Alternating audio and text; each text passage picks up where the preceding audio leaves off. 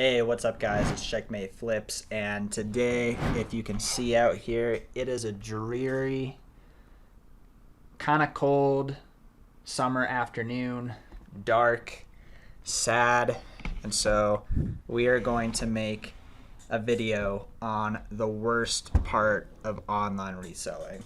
And so there's probably going to be two main points to this, and I'm going to save the worst one for last. But the first one is that resellers are usually stuck with one problem, and they deal with it in two different ways, basically. Either you're reseller one and you say, I don't want to spend any money, I don't want to risk any money, and so I'm going to spend all my time looking for really high ROI flips. You're the guy who goes to garage sale after garage sale, goes to thrift stores, scanning for books, just that type of thing where you're spending a lot of time looking for opportunities that are going to flip into 100 times of your money. And so the problem with this side of it is that your cash flow, and it's your cash flow in the way that you're not going to be able to find as many of these items as you'd want to. Your cash flow is going to be great, but it's going to be really small, because you can only find so many of these types of items to sell because you only have so much time in a day. And then the other side of this, which makes reselling difficult, is the fact that you can do this another way and use your money in order to save you a bunch of time. But then on that side of it, when your money is invested and you're doing low ROI stuff, it's going to take you a really long time to be cash flow positive, because if you're doing like even 50% ROI stuff, 40% ROI, 30% ROI. Some people even go down to like 7% ROI, depending on what their business model is. You're going to have to actually sell through all of that inventory until you see that 7% margin, that 25% ROI.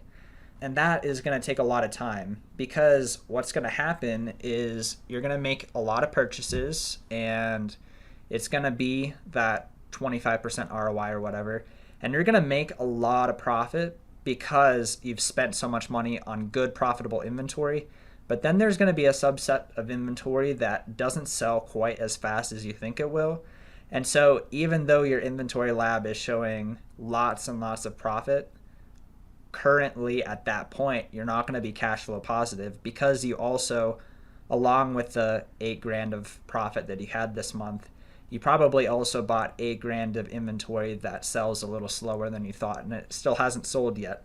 So that's another side of the worst part of reselling, is like, if you're going to take the route of using money to save yourself time, like there's going to be stuff that you purchase that just doesn't sell as fast as you want it to, and it's going to take a long time for you to be able to pay yourself, even though the stuff that you're selling on paper is actually showing profitable. Just some stuff isn't going to sell immediately, and isn't going to sell in that 1 month to however long you want it to sell for. And so because of that, you're not going to be able to pay yourself as much as you want to. And so that's the balance of, how do I find high enough ROI stuff, but yet not spend all day looking for that stuff, and being able to pay yourself. It's a really tricky game. And so that's a struggle that all resellers have to face in one way or another.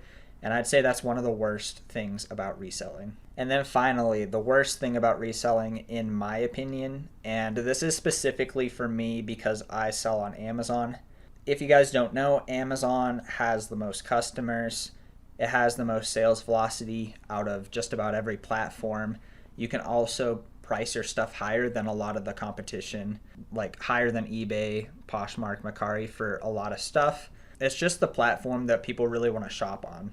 And so it creates a situation where it's so much the better platform that you're almost willing to waive away your rights because it's such a good platform. Like when you sign on to sell on Amazon, you basically say, there's a part basically about like counterfeit items and intellectual property complaint items, that if they deem your items to be counterfeit, they actually have the right to not only take away that inventory that was seen as counterfeit, they have the right to take away all of your inventory and not pay you. This is a little bit ridiculous of a practice, and even though it's in the terms of service, I think a lot of people know this, it's the best selling platform. And so you basically have to waive your rights away and just say, you know, I'm willing for that risk to be there because I'm going to make enough money to offset that risk because it's the best platform. And so obviously, like, we don't expect to be selling counterfeit items, but what if we get accused of it? What if we accidentally make a bad purchase? The idea of making a counterfeit purchase and it was like $300 of my inventory, and then having $50,000 worth of inventory just get confiscated and then not get paid for the next 2 weeks is absolutely incredibly ridiculous. I think this absolutely makes no sense. I think it's borderline unethical, it's ridiculous, but a seller has to say yes to this in order to actually sell on Amazon. Like, what are you supposed to do? Sell on eBay? Like, eBay is a good platform and all, but like eBay is just so slower and lower prices on the overall market. That's just a little bit of a rant on the worst parts of reselling. We're just going to keep it a short video, but in summary, the cash flow issues of either I can't find enough stuff and I'm spending all day looking for stuff, and yes, I'm cash flowing really well, but it's like a couple $100 or only a couple $1,000 a month, and it's hard to make a full-time income with it, or you use a lot of money in order to cash flow and make a lot of profit on paper, but then your stuff sells a little bit slower than you want. And so obviously the point is to not purchase stuff that is gonna just sit there and sell slower than you thought.